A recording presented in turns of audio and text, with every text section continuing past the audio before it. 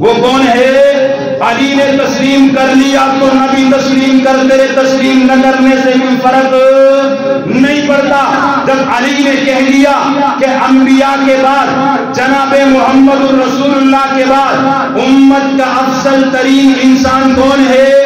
ابو بکر صدیق ہے، تو پھر مجھے کہنے دیا جائے کہ ایمان میں اول ابو بکر ہے، ایقان میں اول ابو بکر ہے، احسان میں اول ابو بکر ہے، اعمال میں اول ابو بکر ہے، اقوال میں اول ابو بکر ہے، افعال میں اول ابو بکر ہے، صداقت میں اول ابو بکر ہے، عدالت میں اول ابو بکر ہے، سخاوت میں اول ابو بکر ہے، شجاعت میں اول ابو بکر ہے، مکے میں اول ابو بکر ہے، مدینے میں اول ابو بکر ہے، بدر میں اول ابو بکر ہے، امامت میں اول ابو بکر ہے، خلافت میں اول ابو بکر ہے، سخاوت میں اول ابو بکر ہے، یرموک و تبوک میں اول ابو بکر ہے۔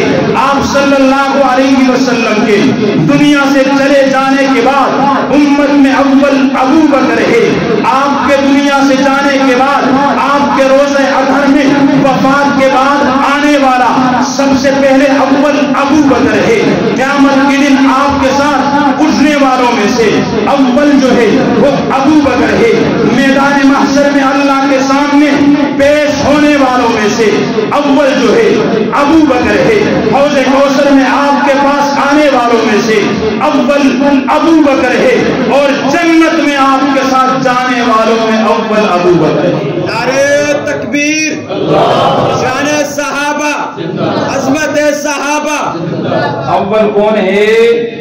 ابو بکر ہے۔ آخری بات مختصر